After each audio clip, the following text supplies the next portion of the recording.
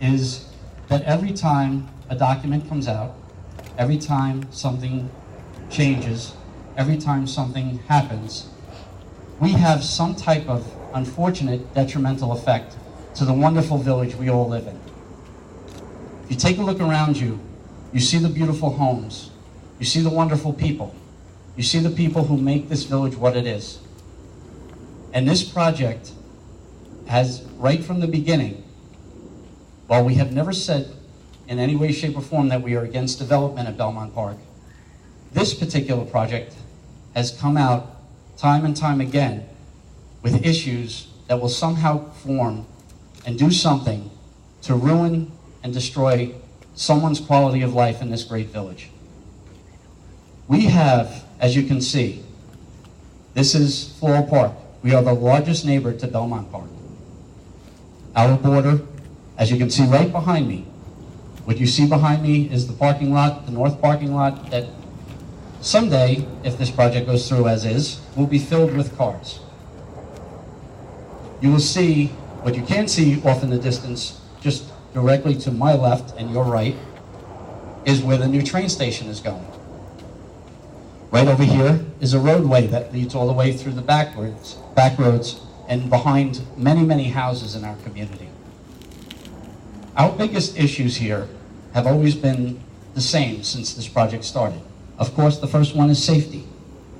The second one is parking, and third one, traffic. And then the real big ones are quality of life. What will happen here when this development happens? Will there be light pollution? Will there be noise pollution? Will there be all kinds of safety and security issues that weren't going to be part of the original plan that was shown to us on the first day? This plan has changed many, many times. And here we are again, standing here with another changed plan. The final environmental impact statement came out, and in that was the new train station, which could be a very good thing. We're not saying the train station is a bad thing. Could be a very good thing. We're not sure. The problem is, we're not sure. Then you have the traffic management plan that was there. That has to be studied. Because if it is a true traffic management plan, it will solve many of the issues that were raised during the draft environmental impact statement process and the comments and the questions that went there. And then on and on and on, it will continue to answer questions. The third part of it, of course, the biggest part of it, is we don't, and we're not sure, if any and all of the questions that were raised during the draft environmental impact statement process, the scoping hearings, and all of the other over 2,500 questions that have been tossed in there just from our community alone. And I'm not here by myself. We're not here for just Floral Park. We are here with our neighbors in Elmont, and our neighbors in Belrose, and our neighbors in Belrose, Queens. And I want to thank them all for being there here behind me as well. This keeps growing. The issues keep growing. And every time something is done to solve one of the other problems, or possibly solve a problem, it creates other issues. And all we are saying today, what we are here for today, very simply, is to ask that a supplemental environmental impact statement be issued. That would allow us to have another comment period on all of these new developments that have come out as part of the FEIS. We are here to say we do not want to go forward with this project as is, because there is no way that it, in any way, shape, or form, that it won't hurt us. It will hurt us. And if you look at the document that we have, over 8,000 pages. 8,000 pages. I don't know what all of you were doing the last couple of weeks, but I know, and from my old days in school and things like that, I can't read 8,000 pages in 2 weeks, all right? It's just not happening, even with pictures. But the reality is that we are here today to tell the ESD and the governor and all of our officials who are part of this project to please listen to what we have to say. I'm not the only one who's going to speak today. You're going to hear from quite a number of people. But all of the issues that are raised are very common to all of us. They all affect our quality of life. And we, no matter what you do, but whatever project is here, whatever development project is going to happen, we should not be affecting anybody's quality of life. You can build, you can do all the things, we can make things so much better. If you look right behind me, you can see the grandstand, you can see beautiful Belmont Park.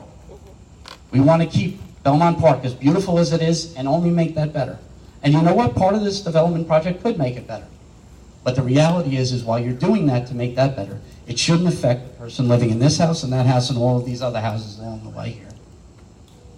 And everybody else trying to drive around these communities of Elmont, Belrose, Jamaica, and all of Queens Village and all of our other areas around here, who will be affected by traffic, will be affected by people parking in their backyards, people parking on their streets, and all of the different other issues that are raised by just the development itself.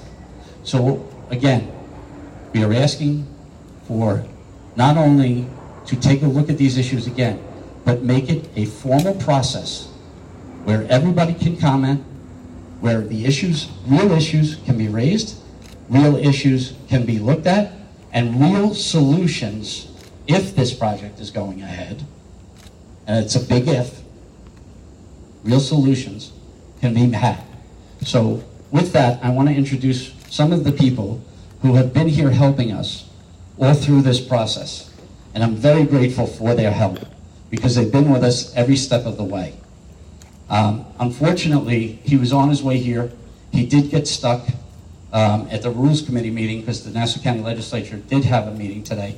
And that, of course, is our presiding officer and one of the people who represents our community here, and that's Presiding Officer Richard Nicolello. So I wanted to thank him. He can't be here with us right now, but they are always here as a team, and they work together as a phenomenal team. And we have been blessed, and I am very thankful that they have represented us for almost 20 years at this point in the Nassau County Legislature and other avenues. And I want to introduce him because he's been with me every step of the way here. And that's our Nassau County Legislator representing this area, Vinny Muscarella. Vinny, thank you. Thanks, Mayor. I want to be very brief, but I want to tell you an adage that I try to live by, and I think that government should try to live by. And it's very simple. You measure twice, and you cut once. That's what a carpenter does. You have one opportunity to cut that piece of wood, and if you cut it wrong, you can't go back.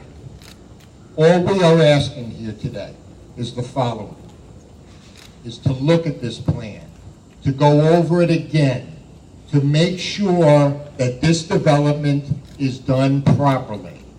You know, from the very inception, this was a small project that kind of grew in size, became a large hotel, became a mega mall, and every time it grew, there are different concerns that people have. Every time you change the location of one part of the plan, something else pops up. Every action has an equal and maybe opposite reaction. So you can say it the way I like to say it, the way the carpenter says it. Measure twice and cut once. Or you can say it like the medical industry says it. First, do no harm. That's what we're asking. We're asking to take a look at this project, to give us more time to look at the various implications of what the governor is proposing, and let us react to it. Let us give some suggestions. Government doesn't have all the solutions, but the people, the residents of the surrounding area who are affected may have the solution to what can be a difficult problem, and what can be, if it's done improperly, can be a real blight in this area and a real problem for the community surrounding. So thank you very much. I'm happy to try and help. Thank you. Another gentleman who, again, I've had the great pleasure of working with for many years, and he's been here for our community since the day he got elected and before that. And that's Assemblyman Ed Ra. Ed, thank you so much. Thank you for being here and everything else. Please. Thank you, Mayor. I don't have the carpentry skills of Vinny, so I'm going to stay away from that metaphor. But really, all I want to say is, you know, there are additions to this project. The train station, I think many of us have talked about since this was proposed, about transportation being such an important and vital part of this project ever being a success. But you look at something like the train station, the propane tanks, and the issue of how to service this facility, in and of themselves, if proposed on their own, would be major infrastructure projects. And really, what's being asked for here is that they be studied as such. And I think that that's fair and that's appropriate. And I just want to thank the mayor for bringing us together and for his leadership of the village during this time. Thank you. Thank you very much. And again, you know, we've said over and over again that this is just every time this project comes out. But the reality is if you take a look behind me here, and you take a look at the beautiful place that we all have, when you sit there and you think about the history of this wonderful, wonderful facility, to have it ruined by a project that is being possibly rushed to allow a team to come in. We're not against the New York Islanders. We never were. I've been an Islander fan my whole life. But the reality of this is, remember, ladies and gentlemen, this is a project. This is a development project. It doesn't have anything to do with the Islanders other than the fact that the Islanders are going to be part of it. This is a development project with your money, by your governor, by the people in your state, with your land. You should have a say. With that, I want to introduce a couple of other people because, again, we have a lot of good people here who are, in their own way, trying to make sure that all the different aspects of this project are handled and taken care of and make sure that we don't have those detrimental effects. He didn't want to speak, but I do have to recognize him, and I want to say thank you so much because, again, since he took office a couple of months ago, he's been with us. As in case you haven't noticed, Floral Park complains about planes occasionally. Have that as well. But I just want to welcome him. I want to say thank you because, again, since he took office, he's been on the phone with me every day and been there. And that's our new councilman from the town of Hempstead, Tom Muscarella. Tom, I don't know where you are. Where you are. Okay. I want to bring up a gentleman who's been part of the Belmont Task Force for many, many years. He's the vice president of the Civic Association, what we call the West End Civic Association, right here in this part of town. And he's been unbelievable day in and day out. I think he lives and breathes this. He came home early from vacation, so did Tom Muscarella, but this guy came home early from vacation too and left his family to be here with us. And that's Kevin Flood. Kevin, if I could ask you to come up and say a few words.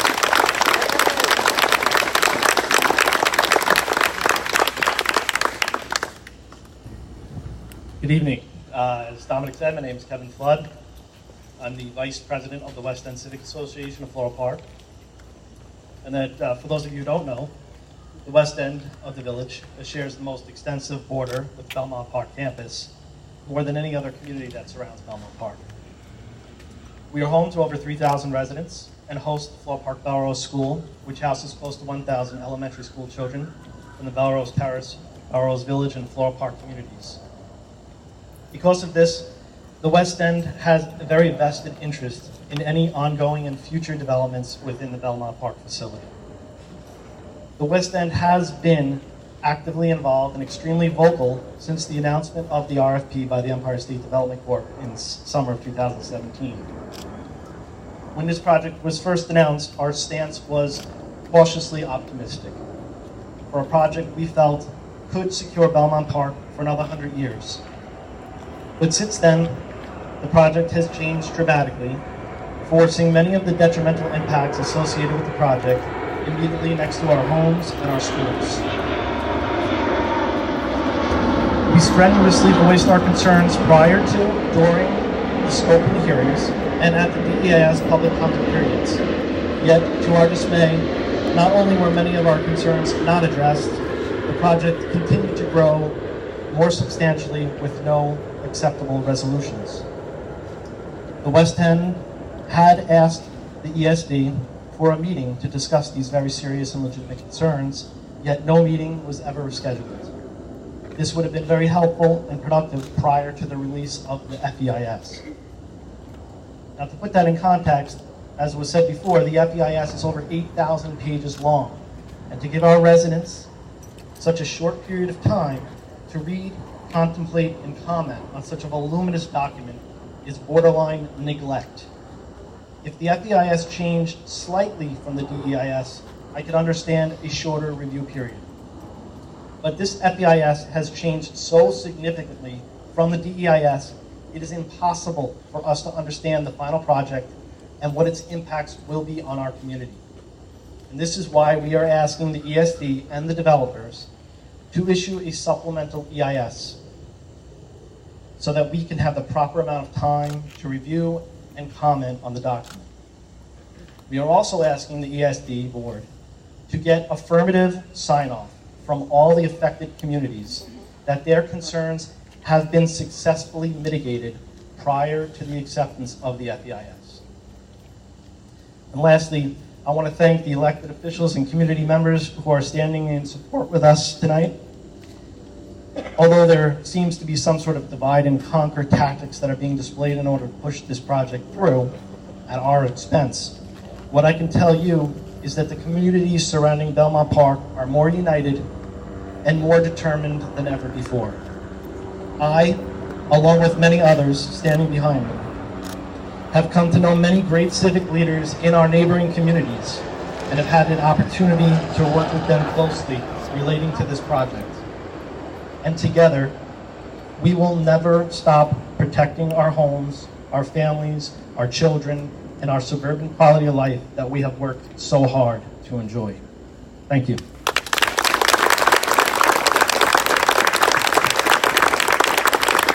Thank you, Kevin. And again, ladies and gentlemen, as Kevin said, we have many, many members of our neighboring communities here, many of the civic leaders, and I want to thank them so much for being here today and being part of this. I do want to recognize two people. They're not going to speak today, but as many of you know, this new train station is going to be right behind our Floral Park Belrose Grammar School. It's also going to be in the parking lot right here behind us and all of the houses here. But our schools are extremely important to us. I have said over and over again that many people buy houses here because of our schools. And that while we have a wonderful police force and a great recreation center and all of the wonderful things that our public works department does, we have one of the best school systems going, and that's because of the dedication of the people who spend many, many hours in a very, very tough position. Two of our board members are here with us, and I want to thank them for being here. I know he's hanging out in the back because I think he just got off the train, and that's Doug Madden is hanging out over there. Doug, thank you so much. And I think Laura Trentacost is here as well. Laura, you here? There she is over there. Laura, thank you so much. The theme here, ladies and gentlemen, is that we're all working together. And with all of you as our wonderful residents helping us, this project will have better effects if it should go forward. And I keep using the word if, because there are other reasons why we probably shouldn't have this particular project going. Okay, with that, I want to just introduce some people. They're going to just say a few brief words, and we'll get this going. Before I go any further, I would like to introduce right now Sheila Moriarty from our neighboring Belrose Terrace Civic Association. Sheila, would you come up? Thank you for being here.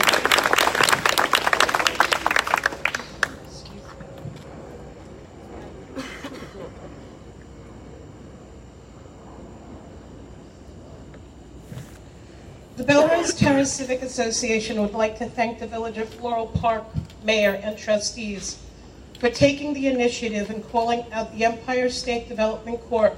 For their lack of transparency and unwillingness to provide all communities with proper notification on all projects.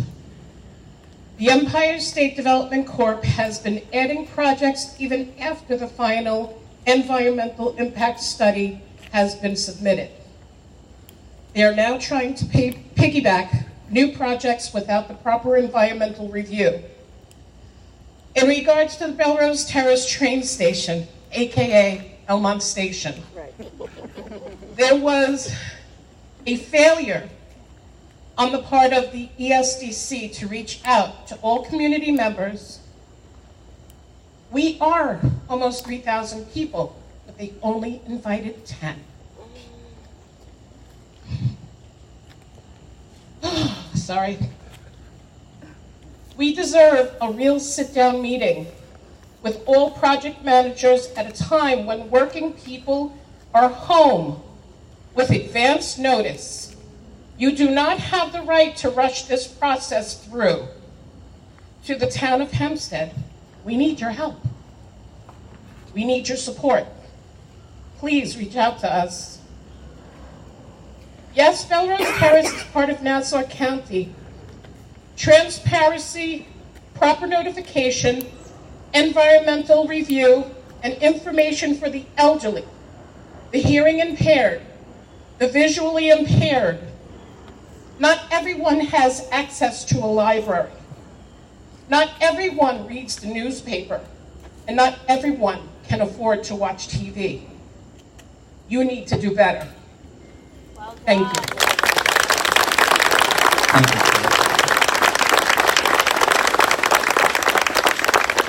Another community that's going to be affected by traffic and probably parking and what may happen at the train station and various other issues that have been raised is, of course, our neighboring Belrose Village. While he's not going to speak, I have to recognize him and I thank him. Again, the village board we've all been working together trying to make sure that all of the community's issues are raised and worked on, and that's Trustee Ken Moore. Ken, thank you. Thank you for being here. I want to introduce now the head of the Belmont Park Community Coalition. Again, another gentleman who's been working to try and make sure that the issues of Elmont, as well as all of ours, are met. So with that, Aubrey Phillips, could you come up?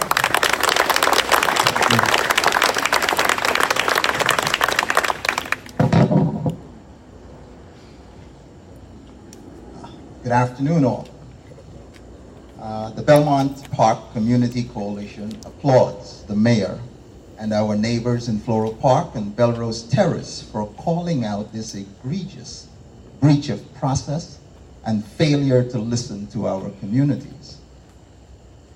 In the governor's haste to fit into a hockey calendar, he is improvising on a train station in Belrose Terrace, which will not help the community. He is agreeing to erect two 30,000-gallon liquid propane, and we affectionately call them bombs, in or near residential neighborhoods, while skipping, even probably thumbing his nose at environmental review. It's time for the governor to listen to our communities and not just the hockey fans. Thank you. Thank you, Aubrey.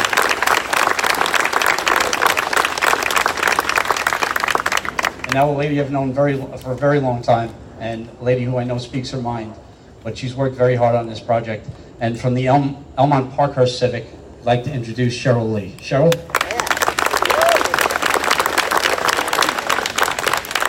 Good afternoon, everyone, and thank you so much for being here. All right, you've heard enough about this project so far, so I have to cut down my speech, but I'll get to the point. The Elmont community requested a 24/7 operational train station in Elmont. Many of the local politicians agreed that this would be a workable situation. To our surprise, a few months later, we were told that the Elmont station will be in Belrose Terrace, Floral Park. In the twinkling of an eye, many of these local politicians agreed with ESD. And that's part of the reason why we have to be here today and take things in our hands. When did Elmont move to Belrose?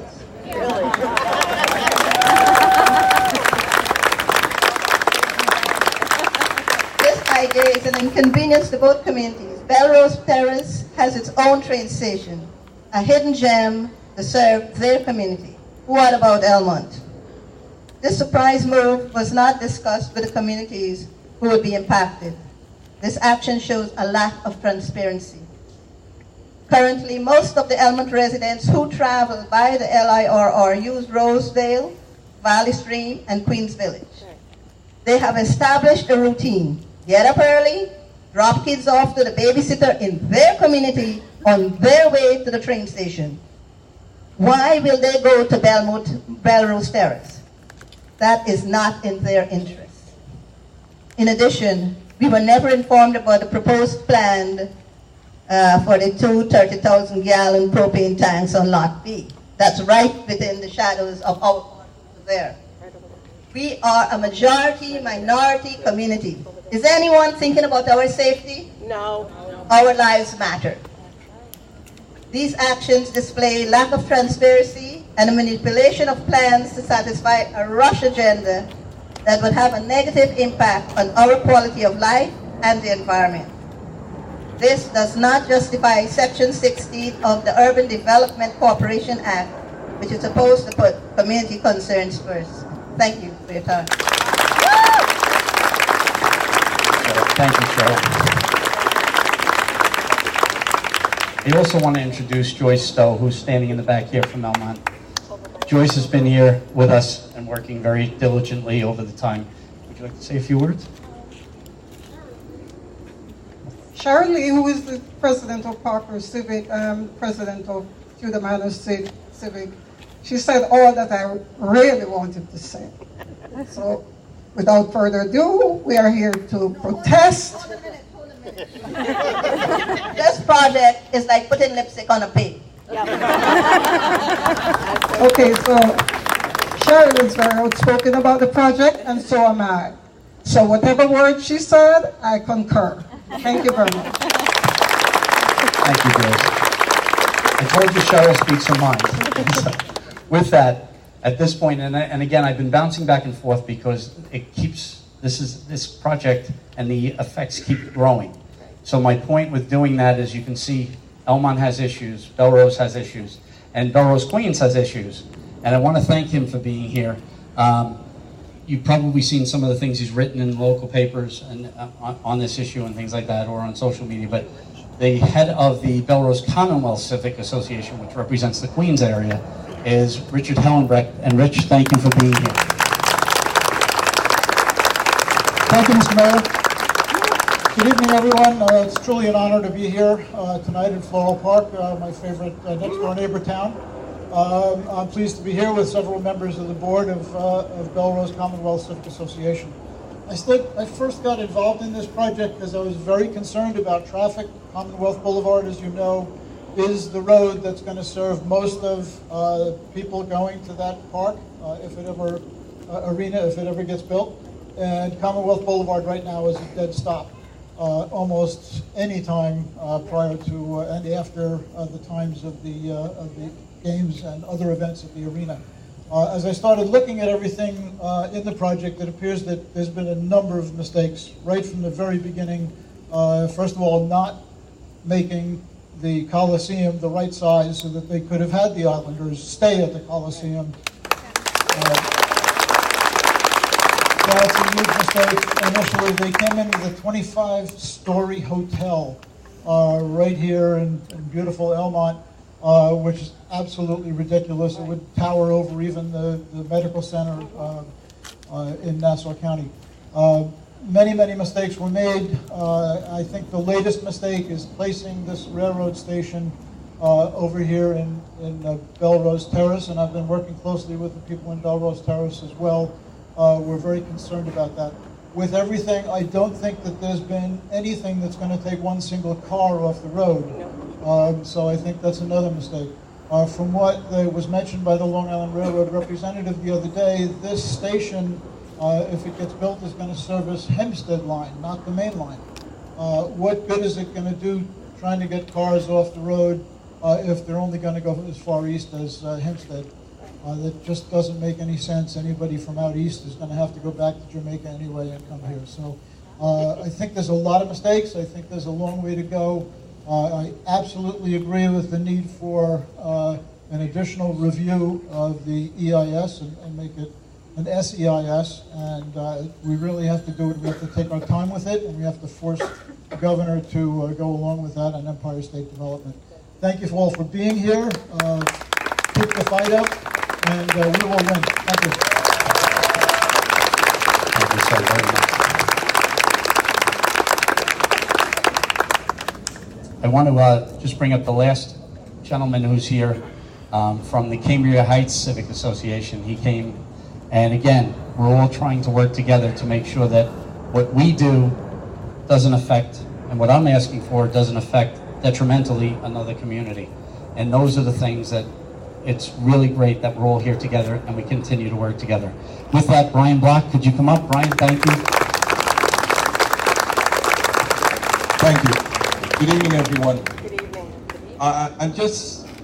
I stood on, when the Belmont Stakes just happened last month, I just stood at my overpass and I was just talking to some of the gentlemen here, and I looked at the amount of traffic that was bumper to bumper. And I said, I don't understand why they don't think these things through. Because if this is what happened on just Belmont Stake Day, every day. Thank you, every day. A concert, hockey. The smartest thing, which I guess folks don't have brains up in Albany, was that what happened to Nassau Coliseum? Why? The simplest thing to do would have been just to reconstruct Nassau Coliseum, put the money there, and we all wouldn't be affected.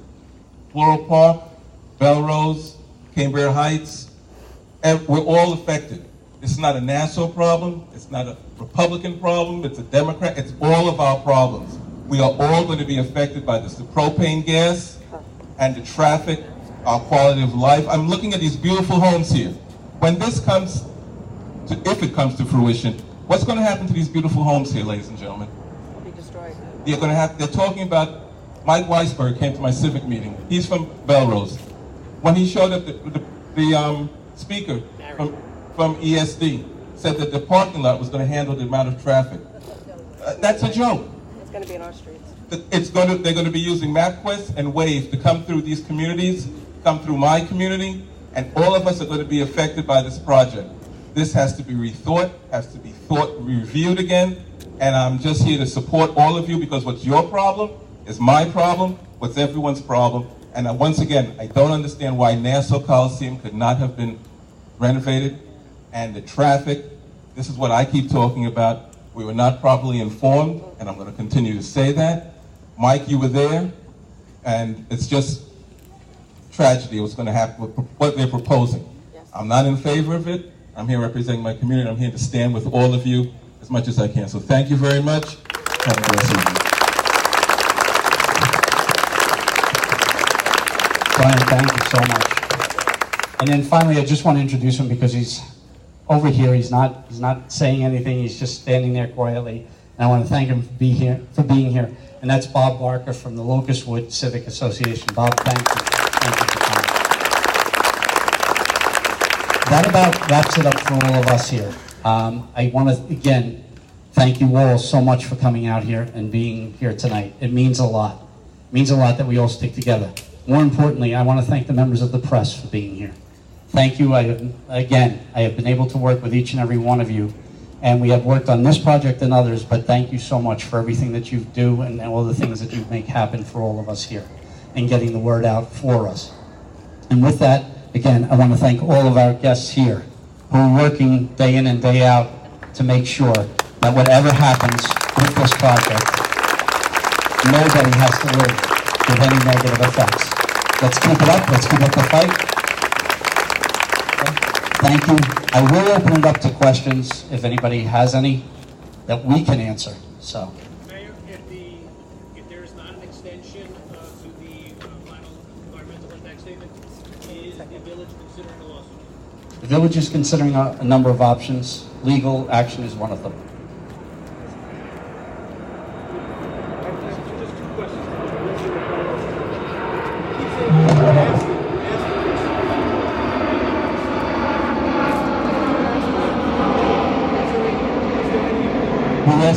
The question is, we keep asking for a supplemental environmental impact statement. If the question is, who are we asking? We're asking the ESD to continue this process. Is there any mechanism by which they can be used to? They can say no, absolutely. We're asking for it. They can always say no. I know you have people here from the state, and they're calling for people. And they're here supporting us. They've written, I have to thank, again, Ed Ra. He's already written his letter. Vinnie Muscarella and Richie Nicolello wrote their letters. She's not here, but Assemblywoman Szilagyi wrote a letter as well. So we do have the help, and we're very grateful for the things that they've done. We have also been in contact with Senator Kaplan's office, and we have been in contact. I actually had a conversation today with some of the governor's staff. So, my second question, and just to me, I don't know about anybody else, to me, this is more important. Environmental impact is fine, but I'm worried about the $120 million that they say the train station is going to cost. I've been going to Belmont Park for a long time. I used to, before I lived in Floral Park, I used to park in this neighborhood to the Belmont Steak. Come by and buy lemonade from the little kids and walk right through this gate here. Okay, so I know all about Belmont Park. There is already a train station there, 3 large platforms. Why do they need to build another one? I don't know all the reasons. It's my understanding that the position of this train station here, what would have to be done to get the tracks to the main line would take a lot more than building the new station. That's all I know. I don't want to comment on why they're doing it. I really don't. I don't see how building a single spur off the main line, the westbound access, I understand. The westbound access, a single spur can possibly cost more than an entire train station. All I'm going to say to you is we're not the ones proposing it. To mention this question, your point in is... the original documents, when they talked about the train station, they said the reason that station isn't going to work is because you'd have to go back to Jamaica to go out east. Then they said, now you're going to have to be able to come from out east, but I think somebody alluded to the fact that that's not going to happen. It's going to be another station Well, on again, the exit. you have to wait and see what the final engineering is. That's what was in the paper. Any other questions? The ESD still needs to address the fact that Agent Orange was sprayed along the tracks in our community back in the 70s and 80s, and that chemical will be disturbed and released around our kids. That's one of the main reasons we're asking that the environmental impact statement, an environmental impact study be done. Just for that, that's one of the main reasons. But you bring out a great point. Where's Laura Curran? Where's Laura Gillen? Do they not care about it? They weren't, we did invite them. I don't know what their schedules were tonight, but they have done things in the past to help us. Senator Kaplan doesn't understand our point. She does not. Again, if there's any specific questions regarding, is there any specific questions regarding what we're asking for tonight? Okay, with the 30,000, the 230,000 propane, is there like something they can do environmentally so it doesn't come to Elmont or to us or to Queens Village? Is there